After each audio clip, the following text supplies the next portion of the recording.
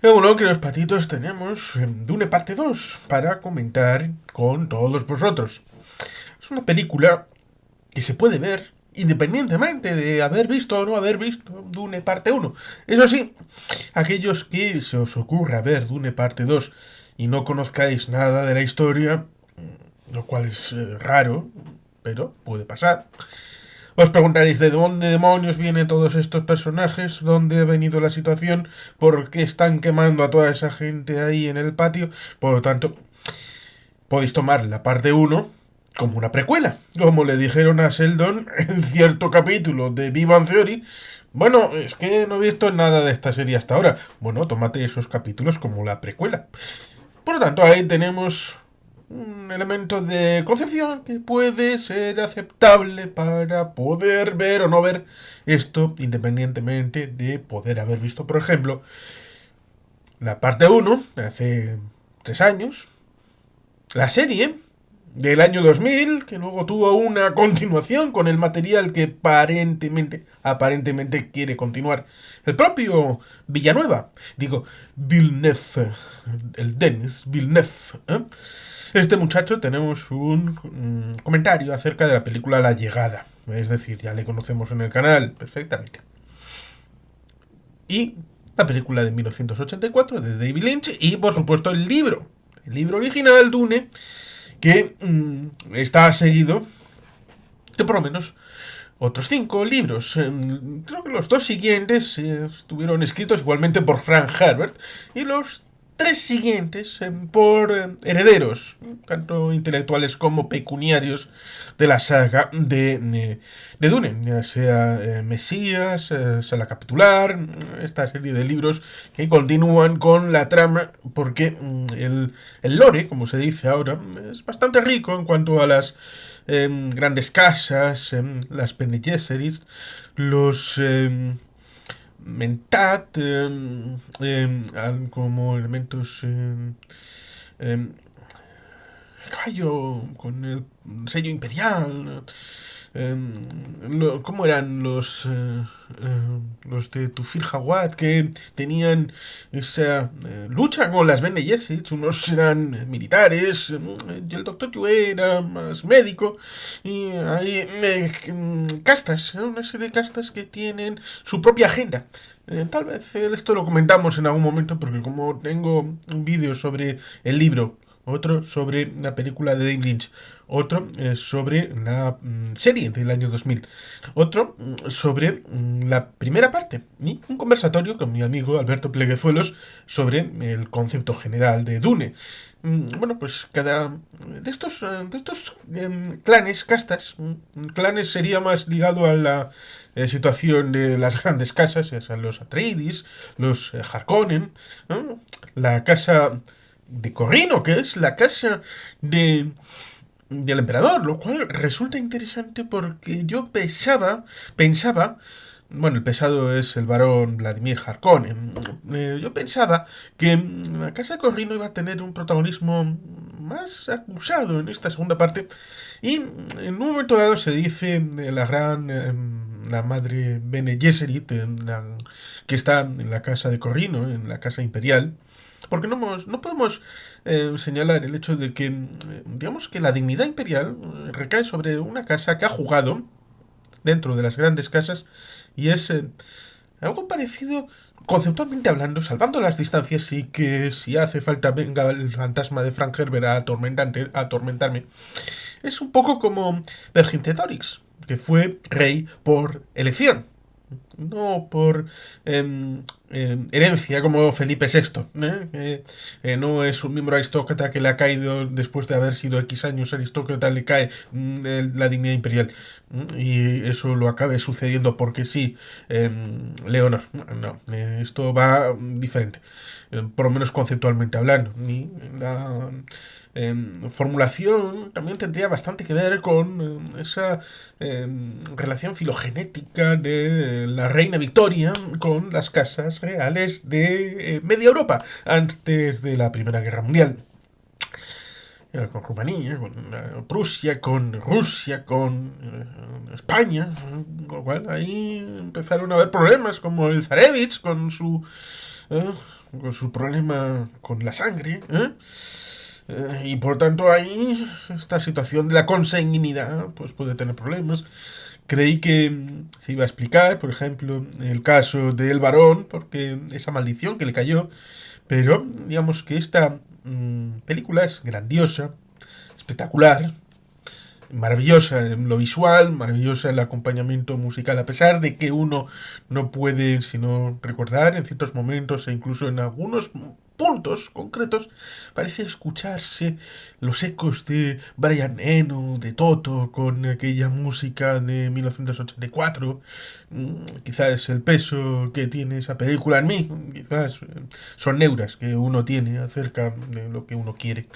Em, por tanto, las interpretaciones están bien, las plasmaciones de los elementos están bien. El elemento parteaguas entre la parte primera y la segunda es esa destrucción de la Arrakis capital, el entorno colonial, sí, se puede decir colonial, de los Atreides, la llegada fulgurante de los Harkonnen para recuperar lo que supuestamente había sido suyo, en teoría con la aquiescencia de el emperador, aunque en esta película el emperador se ve sobrepasado por los actos, como si fuera un actor secundario en donde las casas hacen y deshacen lo que consideran oportuno. Por lo tanto, este Christopher Walken parece más débil, más flojo, más con falta de punch, que no es un actor que esté decidido, a diferencia de su hija Irulan, que parece que está dentro de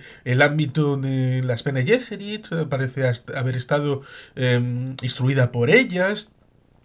Los ámbitos militares han desaparecido en favor de los Fremen. La evolución del propio eh, Paul Moabtiz Usul Atreides en todo este título largo, en la conversión primero, en la aceptación a través de la conversión a un Fedayeen, y después el agua de vida. Por el lado, el ámbito de Sarah Ferguson, es decir, la madre, que es hija del varón Harkonnen. Y Alia, que en esta película no nace, lo cual resulta curioso porque en el material fuente es importante. Alia es la batalla, Alia es importante en la batalla. La vemos en el final de la Dune de David Lynch, y tiene un papel en el libro, lo cual resulta curioso porque en principio el libro Dune está partido en dos y por tanto en esta película, la segunda parte, tendría que haber cerrado lo que es el arco del ámbito del libro Dune, tal y como está establecido. Luego se comenta que como puede ser un gran éxito de taquilla, entonces sería convincente y David Lynch, Denis Villeneuve, ¿te pilla? No, seguramente no te habré pillado. Habrás dicho, ¿qué demonios está diciendo este de David Lynch? Y hasta remueve el cielo con Santiago para decir que él no tiene nada que ver con esa película de hace 40 años. Porque los de Laurentiis, todo aquello, que fue una puñetera locura el rodaje, pero al fin y al cabo quedó un producto razonablemente interesante, ágil, de 2 horas 17 minutos, y esta película de 166 minutos, que va camino de las 3 horas, pues narrativamente queda muy espaciado para mi punto de vista. En tanto en cuanto las secuencias se alargan mucho para dar profundidad de campo, para hacernos ver la espectacularidad del paisaje, para que nos quede claro la situación y el gusto por los detalles, para que nos situemos correctamente en ese mundo. Eso está bien, pero por el otro lado, seguramente alguien que quiera hacer el ejercicio de ver esta película, incluso hay que hacer el ejercicio de ver las dos seguidas, pues en el día a día, en elegir entre ponerse o la serie del año 2000 o que dura 4 horas y media aproximadamente, 2, 3 capítulos. O ponerse esto, que durará pues en torno a las 5 horas y media aproximadamente, las dos partes. O ponerse 2 horas y cuarto de puro disfrute con David Lynch. Ya te digo yo lo que va a hacer la gente, o por lo menos lo quería yo. Es que es un goce disfrutado. No me ha parecido cuando la he visto esta mañana, a las 11:30, en la Lóndiga de Bilbao. No me ha parecido extensa en el tiempo, por lo cual no es algo que canse, ni que. Pero eso sí, en algún momento uno siente un cierto elemento de desconectar, incluso este gesto de ver cómo alrededor cogen el móvil y con lo cual ya eso da una punzadita en determinados momentos de ahí va, oye, que debe haber algo que aquí está sacando la gente del visionado. Eh, y ciertamente yo al verles, pues mínimamente también. La historia de lo que es la rebelión de Paul Muad'Dib, de cierta manera está bien trazada, pero al final lo que es la batalla definitiva me ha resultado un tanto chirriante, en tanto un cuanto eh, eh, se ha reducido bastante. Ha quedado bastante limitado en lo que es la puesta en escena, el hecho de las explicaciones respecto a muchas cosas, porque se ha dado mucho gusto por lo que son ambientaciones, explicaciones menos, a la hora de entender algo que en principio, a través de la primera parte, se degustaba que podía haber una suerte de avance de ciertas cosas referido al planeta donde se entrenan los Arcáucar, que es el planeta donde acabará supuestamente el emperador, condenado entre comillas, pero no se le ve. El planeta de los Atreides, con el planeta de los Harkonnen, esa suerte de composición de las Bene Gesserit para tratar de conseguir la pacificación universal a través de las líneas consanguíneas y de tratar de ir con las bridas, con una familia, con la otra y tratar de alcanzar el horizonte definitivo, lo cual resulta interesante porque hay una línea desviada que en parte es esa hipótesis que algunos están trazando respecto al papel de Chani en esta película, que es distinto al de Son Young, el de Zendaya es distinto, con esa parte final donde se ve que Zendaya, Chani, quiere domar ella misma el gusano. Con lo cual ahí se ve un futuro de tensión en donde nos ha faltado un elemento que está en el libro, que está en la serie, que no está en la película de David Lynch, como es el hijo de Paul y Chani. Paul y Chani tienen un hijo. Y antes de la batalla se lo asesinan. Y es un elemento importantísimo, aunque no lo parezca. Y aquí se lo han fumigado, lo mismo que en teoría, antes del ataque de los Harkonnen a Arrakis, hay un encuentro. Un encuentro entre las fuerzas vivas de la ciudad de Arrakis, donde está la princesa Irulan. Lo cual resulta curioso porque la madre, la reverenda madre, Bene Gesserit, de la casa de Corrino, le dice que jamás ha estado en Arrakeen antes. Lo cual es una mentira bien gorda respecto al material fuente. Y es muy importante porque en ese momento es cuando Irulan tiene contacto con Paul. Por lo tanto, cuando le vuelve a ver después de la batalla, tiene ese enganche respecto a... Ah, y la evolución de lo que ha escuchado de Paul Muad'Dib luego encaja. Este es el Paul Muad'Dib, es Paul Arrakis Atreides.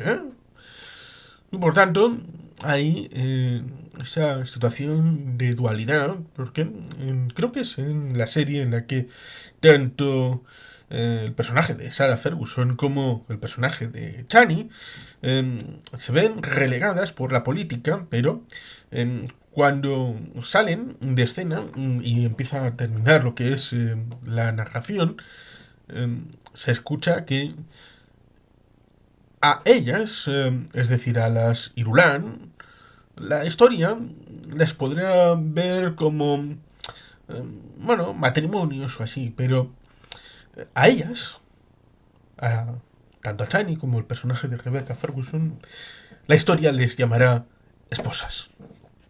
Y por tanto, ahí se reivindica un hecho que parece ser fundamental, bien, es la diglosia entre la esfera pública y la esfera privada y lo que se tiene que sacrificar para el bien común, lo cual viene también bien con esa impostación, tal vez, con el tema de ser el Mesías, el Mahdi, el Wizard Hadra, ¿no? Y que él no se lo termina de creer, pero políticamente necesita de esa fortaleza respecto a control de las masas, que les sigan, que les sirvan. Lo que es el material fuente no está esa idea de rebelión inculcada en el personaje de Chani, lo cual evidentemente es algo que resulta bastante curioso el mencionarlo. Y también el hecho de la apuesta decidida por Paul de jugar al chantaje tanto con el jefe de la casa de Corrino, el emperador Pandidas Sedan IV, como con las grandes casas a la hora de establecer el final de lo que es esa batalla en Arraken, tenemos una diferencia importante, bastante importante, porque en lo que es en el material fuente y en la serie nos encontramos con que las casas aceptan el chantaje y aceptan que Irulan con Paul se conviertan en los nuevos emperadores del universo conocido. Pero aquí no tenemos eso. Aquí tenemos el hecho de que sale con las naves para arriba. Las casas saben que lo que va a pasar y van a una guerra santa, una guerra entre las casas que en principio debería enlazar con la siguiente película, la tercera parte, y con el material del segundo libro, aparentemente. ¿Por qué digo que cambia bastante? Porque, en teoría, si sigues la vertiente del libro y de la serie del año 2000, ¿dónde está la cofradía de comercio de los navegantes? ¿Dónde está? Tiene su papel en la política de ese momento de después de la batalla en Arraken. El juego de todos estos elementos, porque los navegantes, ya nos hemos olvidado de ellos, en el ámbito de la primera película se veía que tenían su importancia porque son los que en parte abren el juego. Las naves se mueven con la especia. La especia es clave. Incluso en este inicio de la película se dice el que controla la especia lo controla todo. Por eso es tan importante en el libro y en la serie del año 2000 esa amenaza de Paul de destruir, a veces inundar, a veces destruir los yacimientos de especia. ¿Por qué? Porque eso destruiría el medio de comunicación universal. Y eso volvería a abrir el espacio a otros elementos. Sería ya imposible el ir de un planeta a otro plegando el espacio a través de estos navegantes. Y por tanto, eso tiene un impacto fundamental y directo. Y por eso, esa palanca de Paul, con algo que no se había utilizado hasta ahora, a pesar de que en la película de David Lynch sí se habla de las atómicas, lanza las atómicas, Gurney, que le dice a Patrick Stewart, pues estaba ahí, pero luego no ha sido utilizado en otros materiales. Y aparentemente aquí hay casi unas 92 cabezas atómicas en el arsenal familiar, patrimonio familiar de los Atreides, que ha sido llevado al planeta y está en una cueva. resulta curioso e interesante porque aquí el vehículo no solamente serviría en principio, según el material fuente, para lo que es el hecho de abrir paso en la muralla escudo, a través del lugar donde está Arraken, sino también serviría para esas amenazas de destruir completamente el ámbito de la especia, que es la fuente de riqueza que extraen. Es como amenazar con la destrucción del coltan en el Congo, o algo parecido. O, bueno, seguro que se pueden poner otros ejemplos de lo que puede ser. En el final, en la película de David Lynch, ve uno la transformación de Arrakis en ese paraíso, a través de esos decalitros, hectolitros, supermasivas piscinas en los seats que tienen los Fremen, distribuidos por todo el planeta. Hasta el punto de que uno ve el paralelismo entre el planeta originario de los Arrakis, de los Atreides. El origen original del nombre de Arrakis es Dune, por eso el nombre de la novela y todo esto. Y los Sith, también hemos olvidado a Liet Kynes y el hecho de que en un momento dado del pasado el Imperio quisiera la transformación de Arrakis y por lo tanto esa transformación de Dune en un vergel, como sucede en la vida real con el tema del Sahara, que varias veces ha cambiado de ser un desierto a ser un vergel y luego vuelta a un desierto, y dentro de unas décadas o cientos de años, no se sabe cuándo va a ser, volverá a ser una foresta tropical. Por tanto, ahí debajo hay unos acuíferos que están esperando un resurgir. Y, bueno, por lo tanto, hay cosas de la vida real que influyen en el pensamiento de Frank Herbert a la hora de escribir la novela. Y hay esa situación en el castillo, que se supone que está en un promontorio encima de un acantilado en el planeta de los Atreides. Se ve, de cierta manera, que ahora está en Arraken, lo cual me lleva a un comentario superfluo, sucinto, referido al hecho de que se ve claramente que Arraken es una ciudad que es exógena por completo, es tecnológica, es súper avanzada a la hora de la cobertura de el clima desértico, pero no se ve sino en parte artificial. Está bien hecha y bien integrada, pero se nota una cierta artificialidad y no hay ningún tipo de aproximación que dé una sensación de proximidad en el ámbito de la ciudad. Cosa que luego en el ámbito de los espacios abiertos, porque tampoco se recrea en los sits, como por ejemplo la muerte de Duncan Idaho está muy bien en el ámbito de la primera parte con Jason Momoa, cosa que no sucede con otros. Uno no puede sino recordar cuando bueno, este reencuentro con el personaje de Josh Brolin, con el personaje de Patrick Stewart en la película de David Lynch. Por lo tanto, uno tiene estos momentos, pero el final, como digo, lamentablemente, y por ahora, me recuerda al de la segunda parte de Divergente, cuando la ciudad entera empieza a acercarse a las murallas y van como para salir fuera. Y en ese momento se me cortocircuitó porque yo había leído el libro. Yo había leído el libro y estaba pensando, a ver, mentalmente me estaba cogiendo las páginas y esto venía así en el libro. El libro no terminaba así.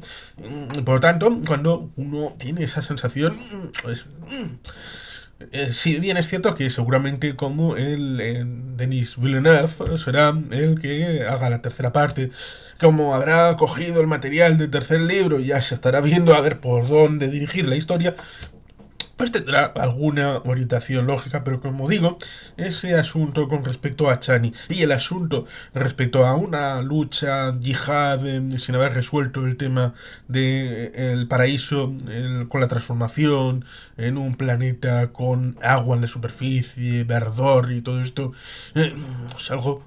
Y el hecho de que las circunstancias que han desaparecido, porque parece que se ha simplificado la historia, cuando resulta pintoresco, porque aparentemente en la llegada tenemos un elemento de sofisticación aparente. Evidentemente no he leído el libro, que es la fuente base para aquella película, e igual tendría la misma sensación respecto al libro y esta película, tal vez, pero se me simplifica bastante con lo que es el ámbito del libro, y tal vez por eso el señor Usero y el señor Pañán coincidieron que esta es una película más del señor Villeneuve y la primera era más Frank Herbert. Tal vez sea en este sentido, pero como digo, a mí otras películas del señor Villeneuve no me ameritan sino el hecho de que ha habido una simplificación en demasía de los conceptos y de los personajes. Ya no hay sino tímidamente unas Bene Gesserit, el resto de clanes, de marcos de referencia no están, incluso tampoco están los navegantes ni la Shoah, nada de todo esto. Las casas no se explican, este juego de poder dentro de se me sale el asga, pero el, bueno, ya sabéis a lo que me estoy refiriendo. Cuando se explicaba que el juego de poder en ese escenario donde están las grandes casas, pues ciertamente hay tensiones. El cierto es que en ese primer libro tampoco Frank Herbert lo termina de explicar y luego seguramente lo desarrollará más adelante, pero digamos que como diría alguien, ni mencionarlos.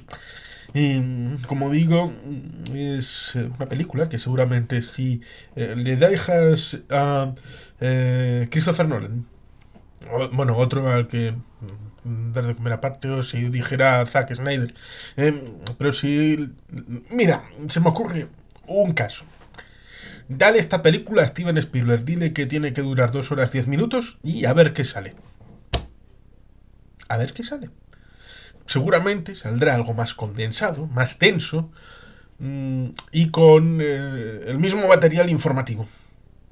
No será tan espirituoso, tan de quedarse uno pasmado con estar ahí mirando el Moadiz en el desierto con sus orejonas y las miradas a el horizonte y todo tan bucólico y pastoril. Seguramente sea así, pero digamos que para entrar con fuerza, tener pasión, tener latido, tener ahí un pozo de ir cabalgando el tigre o cabalgando el gusano, cuál es la prueba definitiva para ser un Fremen, pues yo creo que no da ese último salto, no da el momento en el que dices, esto es no solamente un peliculón, una gran película, sino una película espectacular, única, y solamente hay un pequeño detalle, que es el hecho de saber que puede haber una tercera película,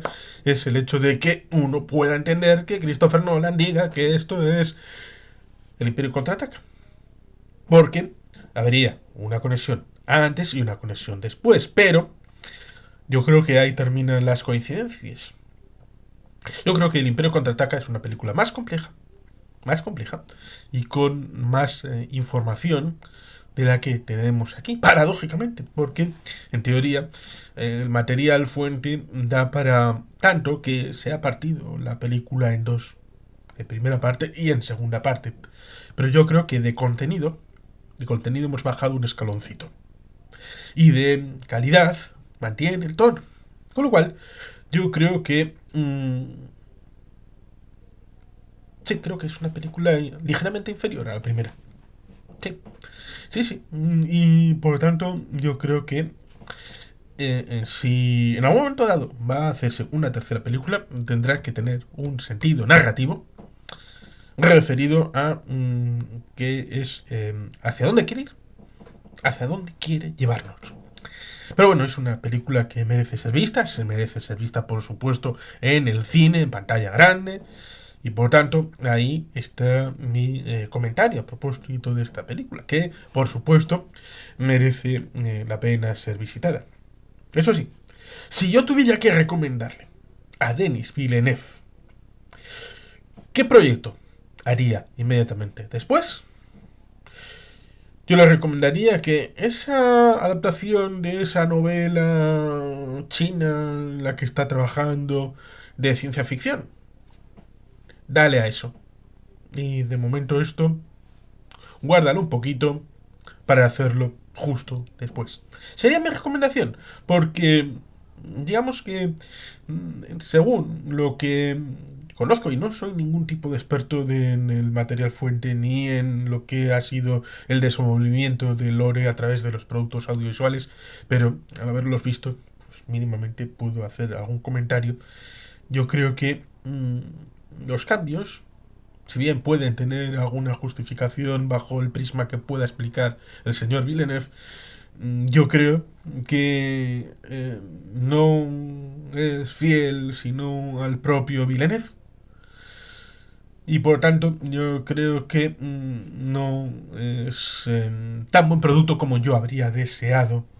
A pesar de que en mi cabeza, según iba viéndola, iba asumiendo cuál iba a ser el siguiente paso, el siguiente escenario, a dónde íbamos con respecto a la película, hacia dónde narrativamente nos dirigíamos y por tanto no me ha sorprendido en los grandes trazos porque sabía hacia dónde nos iba a dirigir el director, pero he echado en faltar, para una película de casi 3 horas, he echado en faltar muchas de las líneas que hubieran enriquecido lo que son las grandes avenidas con vericuetos que estaban dentro de la fórmula ya en la propia serie, que en todo el conjunto del libro eran 4 horas y media, 3 capítulos de horita y media, y por tanto es un escenario menor de lo que es estas producciones de Denis Villeneuve, y por tanto, en principio, si está en la serie y no está aquí, entonces hay algún problema que en algún momento habría que hacérselo mirar. Pero bueno, yo creo que los artistas merecen hacer lo que consideran oportuno, sobre todo teniendo a los productores contentos, y parece que están contentos con Denis Villeneuve y con estos productos. Yo le doy un notable, pero no un sobresaliente, y creo que con el paso del tiempo, lo mismo que, salvo contadísimas excepciones, no he vuelto a ver El Padrino, porque no me llaman, pues esta Dune del señor Villeneuve, pues tampoco la voy a revisitar seguramente mucho. Y sin más, queridos patitos, es que ricasco, agur, bat, vete bien.